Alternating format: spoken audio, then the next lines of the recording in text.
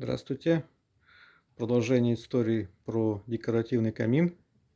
Кто смотрел первую часть, вот вышло такое монументальное сооружение. Как бы строилось, наверное, целый месяц. Обшито фанерой. Потом на фанеру сверху прилепили ту гипсовую плиточку. Предварительно, конечно, была покрашена. Лак колерованный был. Ну вот, как раз вот под наш интерьер. Ну, сооружение, конечно, достаточно большое. Облицовывать пришлось на месте, иначе бы мы сюда не затащили на второй этаж. Сверху, кстати, натуральный камень. Вот сверху и вот здесь, как бы в топке. Вот такое получилось сооружение.